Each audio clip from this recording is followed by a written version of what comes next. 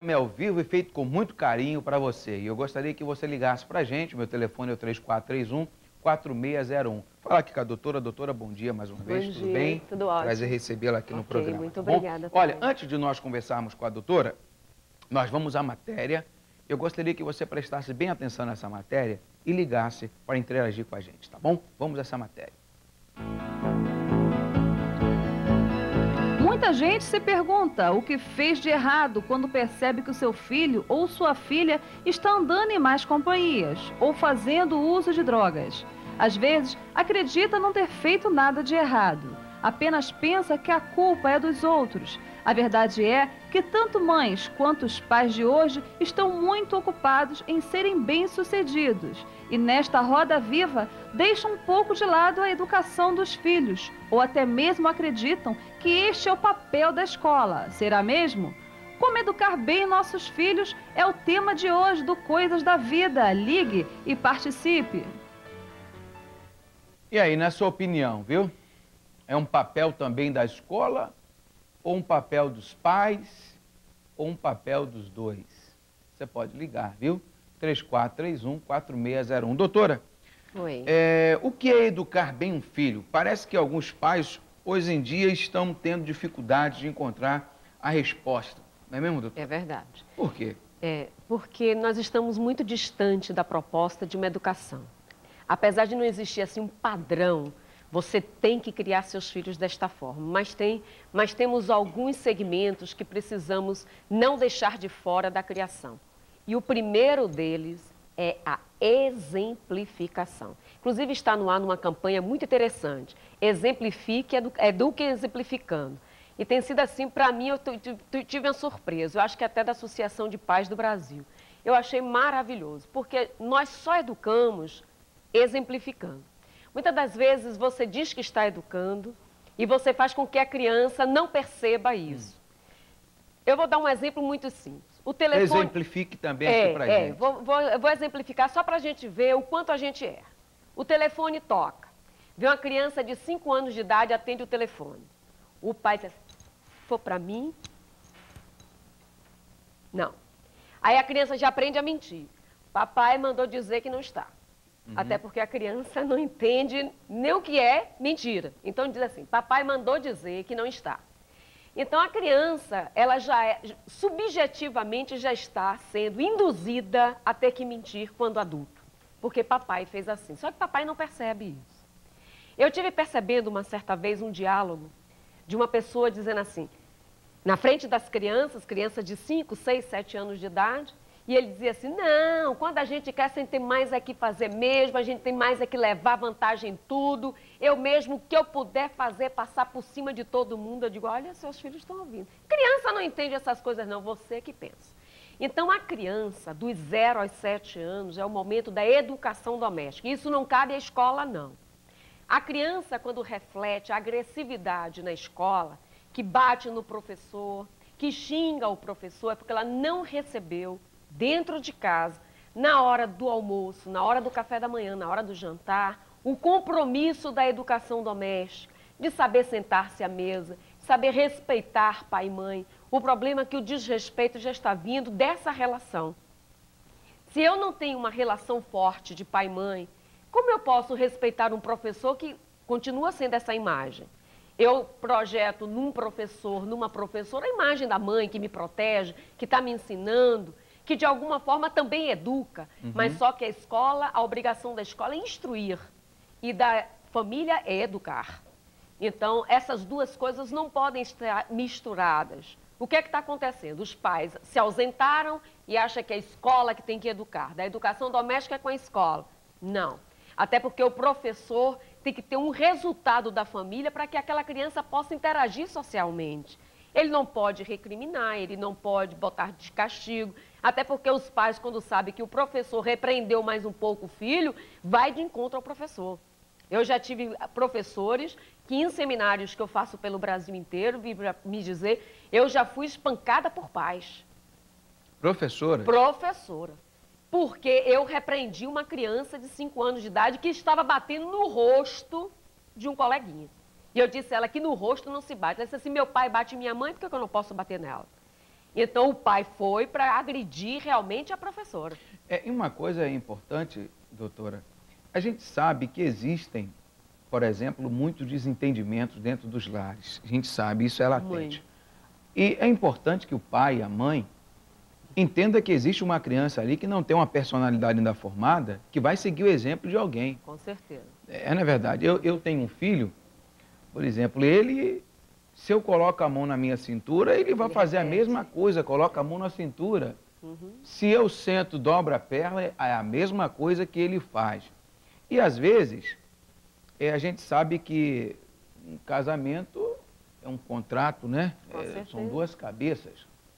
Se está havendo problemas, o que eles têm que fazer? Quer conversar sobre alguma coisa que não está indo bem na relação? Vá no quarto, fecha a porta. Evite, não é isso, doutora? Exatamente. As crianças participarem disso. Isso é verdade. Uma das coisas que também acontece muito é que se houver assim uma separação ou uma briga, assim, seu pai não vale nada. Pronto, ali para aquela criança, ela já entende que pai não vale nada, então imagem de homem lá fora também não vai valer nada.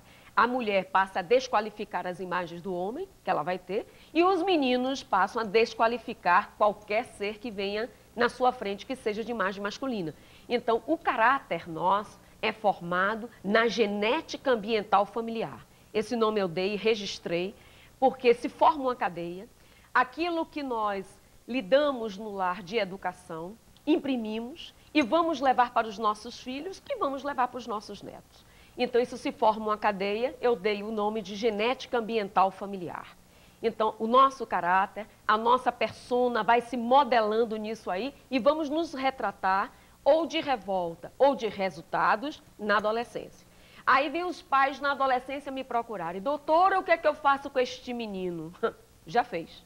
Está lá. Dos 0 aos 7 anos, não teve exemplificação, não teve participação, não teve persuasão, não teve absolutamente nada. Doutora, então a senhora está dizendo que o caráter de uma criança se define até os 7 anos de idade? Exatamente. Que a gente sempre ouve que é até os 12.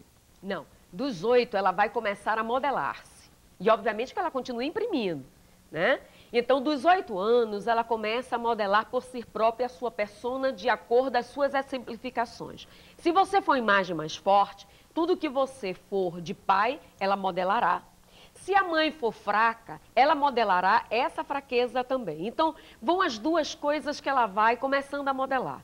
Quando chega aos 12 anos, na puberdade, ela vai começar a cortar o cordão umbilical dos pais e, obviamente, que ela vai ter metade, 50% do que mãe é, 50% do que o pai é.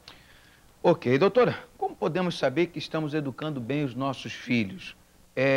Dá para saber durante o processo ou só quando eles se tornarem adultos que a gente pode enxergar isso? É uma das coisas que eu chamo até atenção no livro que eu tenho, que está em edição esgotada. Nós vamos lançar a segunda edição, agora mais 5.000 exemplares, que chama Como Criar Nossos Filhos numa Visão Psicanalítica e Espiritual. Eu sempre digo o seguinte, nós temos que observar nossos filhos como ele interage socialmente conosco e fora de nós. Então, se você tem um filho, uma criança, dos 0 aos 7 anos, observe como é ele, socialmente falando. Vá na escola de surpresa, sem ele perceber que você está olhando ele. Como é que ele interage no playground, na rua? Quem são os amiguinhos? Como ele é influenciável ou não? Para que você possa saber o que você está levando, de que resultado você está tendo para com ele, para que você possa ter de volta esse filho nas suas mãos educado. Ok. Olha, se você quiser fazer alguma pergunta, o telefone está aí, viu? 3431-4601. Doutor, uma pesquisa do Sistema Nacional de Avaliação da Educação Básica, divulgada na internet, revelou que mesmo com as mudanças no mercado de trabalho, a mãe se mantém como a pessoa que mais faz o acompanhamento escolar dos filhos. Esse resultado quer dizer que as coisas não mudaram tanto quanto a gente pensa, doutora, que às vezes o que a gente pensa é que com essa saída da mãe de casa para... Às vezes não é nem só para a questão do trabalho, de querer ter um lugar ao sol, às vezes até pela própria necessidade. A gente pensa que houve um desprezo por parte da mãe para os filhos, para o lar. E aí? Eu percebo que tem havido muita ausência nesse sentido. Apesar de ter sobrado para a mulher ainda a educação, olhar os deveres, perceber modos, tudo isso ainda está com a mulher. Obviamente que ainda a ela foi atribuído o direito também de ter que trazer o dinheiro, né? Prover também a casa. Então, a mulher está realmente sobrecarregada de funções. Eu sei que existe muita ausência. E por mais que estejamos olhando até os deveres da criança, olhamos muito sucintamente. Ainda não estamos percebendo, participando, indo à escola para ver. Eu percebi que vai ter uma pergunta, porque as crianças não gostam que pai e mãe vá à escola. Diz que está pagando mico. Meu pai esteve aqui, minha mãe esteve, estou pagando mico. Vai à escola sem ele perceber. Busca a diretoria, busca os professores sem ele perceber, sem o grupozinho dele perceber, para que ele não fique envergonhado, né? Isso é muito importante. Depois, você pode conversar com ele e dizer a ele que você esteve na sua escola, que esteve lá sabendo dele, ele vai se sentir protegido. Se ele vê você lá, ele vai se sentir rastreado, é diferente. Você vê como Mas tem momentos que é importante o pai estar, por exemplo, momentos com certeza. De algum evento, de alguma coisa sim, que acontece? Reuniões de pais, né? As decisões da escola, o acompanhamento em si. Eu acho que pai e mãe têm que estar sempre à frente. E é até bom, eu sei, eu tenho 3 filhos, posso dizer assim, né? E quando eu vou na escola e meus filhos vêm ficar perto de mim, eu percebo que existem outras crianças que os pais não estão ali, que às vezes a gente vê a carência nos olhos, né, a falta. E por outro lado eu vejo nos olhos da minha filha que ela vem e fica abraçada comigo, uma segurança. Ah, muito. Presente. Meu pai, minha mãe está aqui presente. Exatamente. Eu sempre digo que o pai é o sol do relacionamento. Ele ilumina a família. E a presença dele é importantíssima, apesar dos homens ainda não se verem nessa função dentro de casa. Se vê só muito o provedor. Mas, além do provedor, ele tem que ser participativo. Ele tem que iluminar essa família. Porque a presença paterna é importantíssima para a menina, porque vai ter neste pai uma exemplificação do homem que ela vai buscar amanhã como marido.